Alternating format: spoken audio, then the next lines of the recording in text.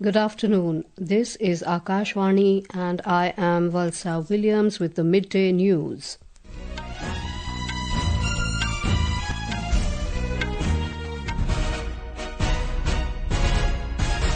The headlines. Prime Minister Narendra Modi says at BRICS, no country should weaponize critical minerals, technology or supply chain. Urges grouping nations to collectively pursue responsible use of AI.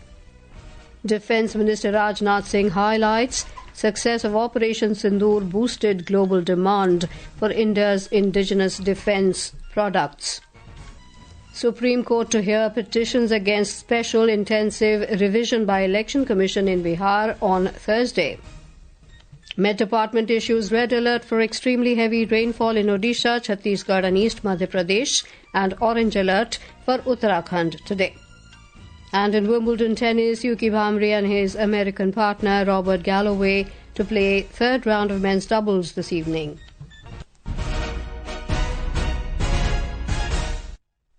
Prime Minister Narendra Modi has said that no country should weaponize critical minerals, technology and supply chains to further its own selfish gain. He said in addition to greater cooperation in critical minerals and technology, there is a need to focus on securing and making their supply chains resilient.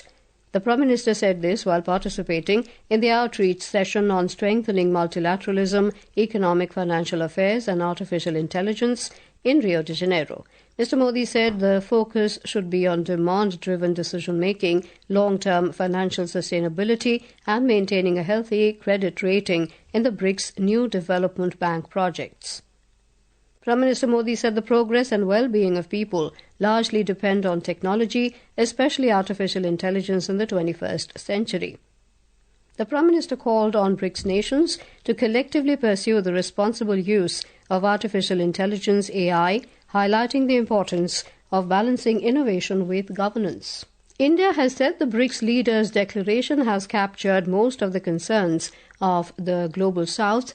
Addressing the media after the conclusion of the first day of the BRICS summit in Rio de Janeiro, Secretary Economic Relations in the Ministry of External Affairs, Dammu Ravi, said Prime Minister Modi strongly articulated the need for the reform in the multilateral global organizations.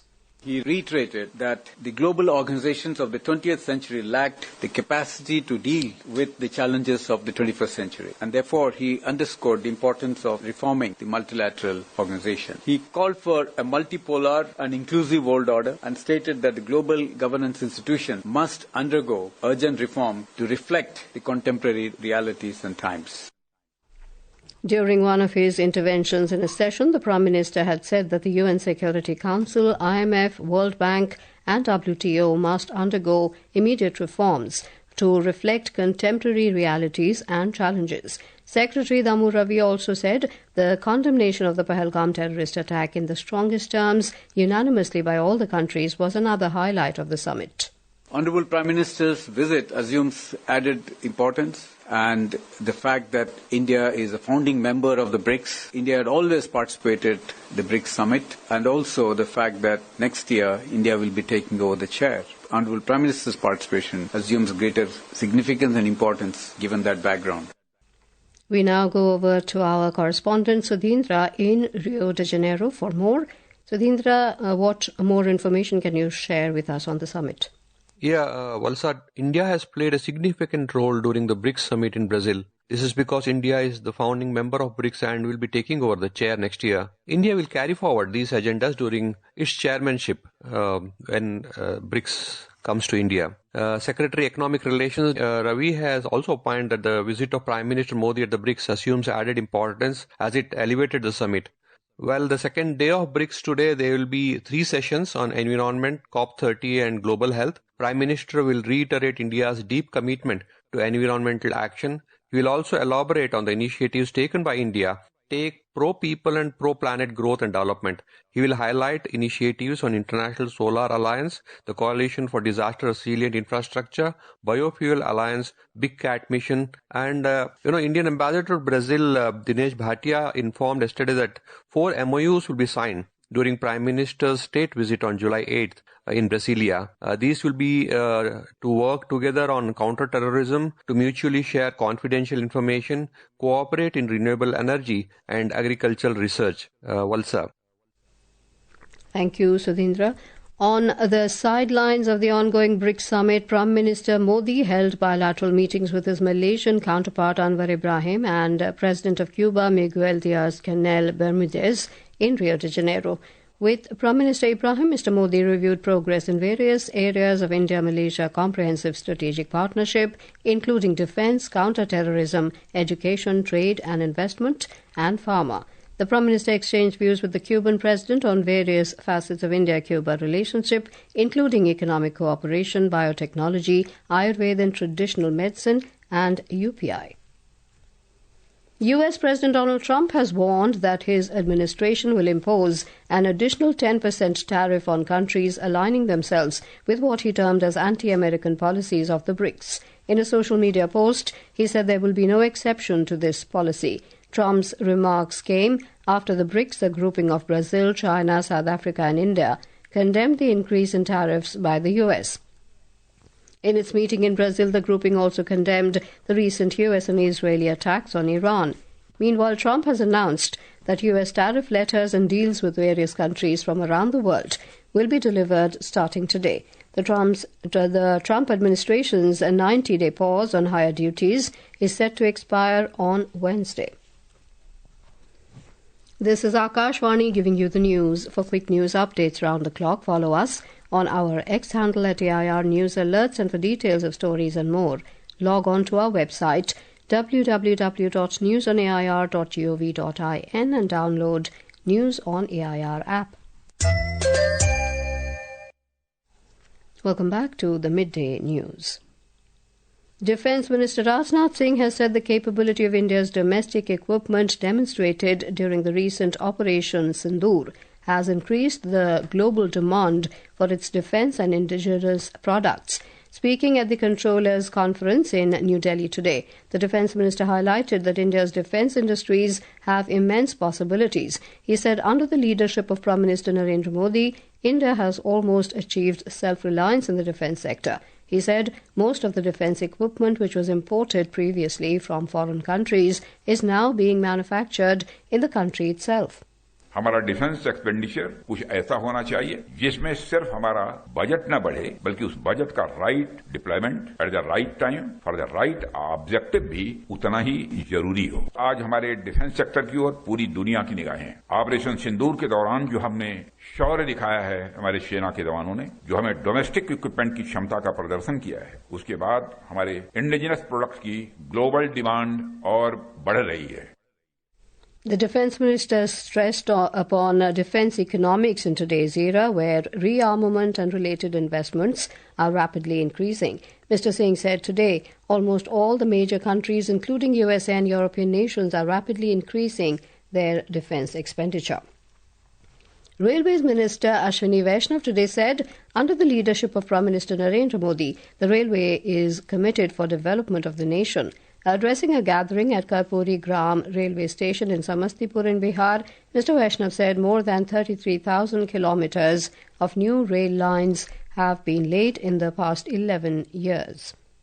He said railways is witnessing metamorphosis in the NDA regime with more state-of-the-art high-speed trains and technology.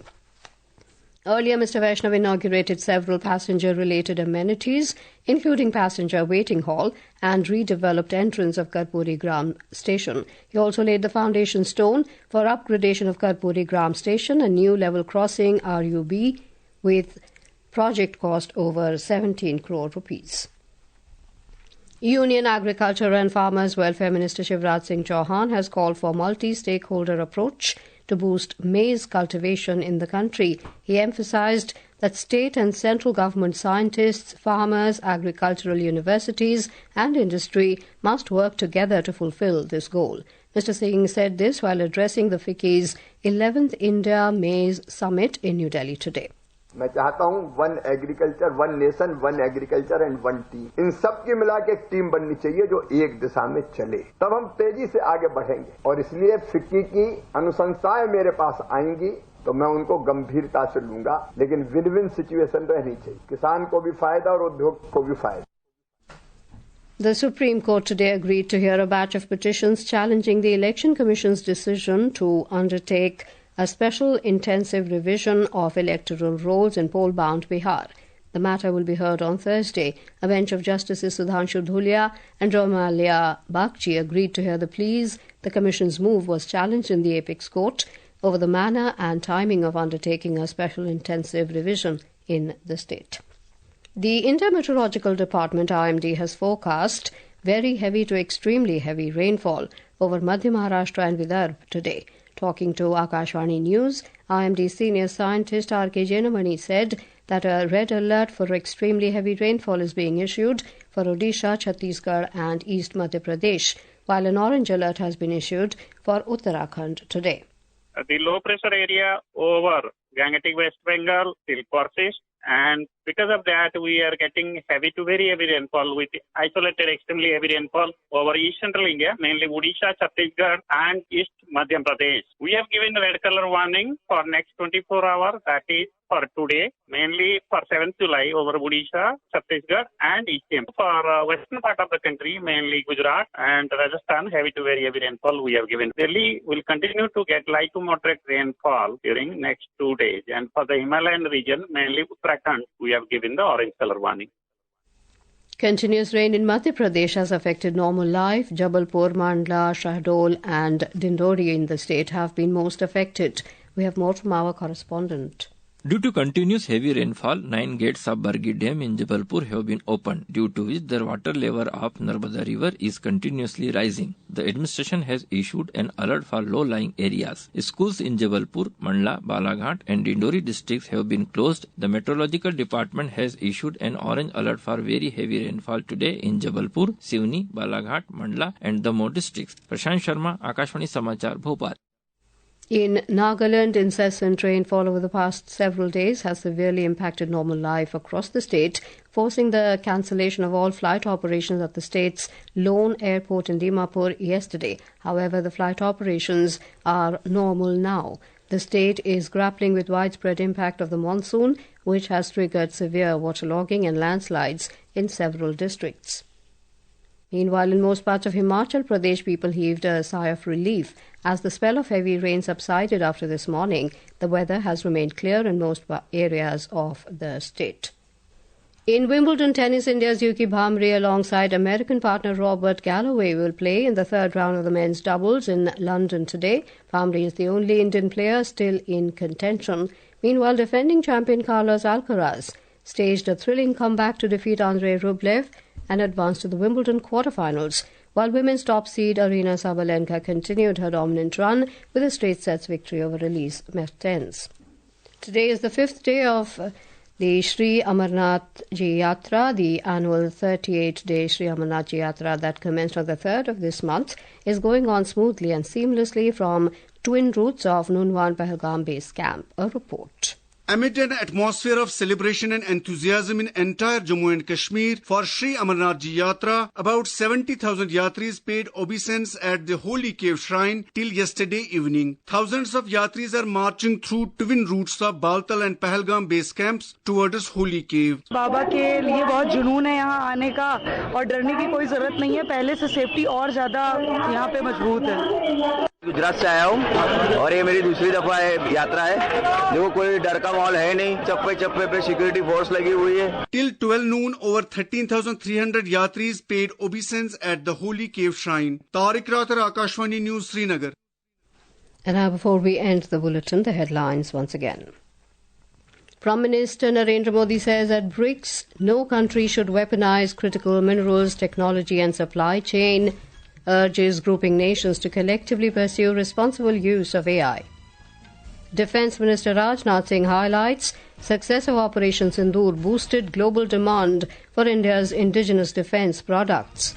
Supreme Court to hear petitions against special intensive revision by Election Commission in Bihar on Thursday. Met Department issues red alert for extremely heavy rainfall in Odisha, Chhattisgarh, East Madhya Pradesh, orange alert for Uttarakhand today.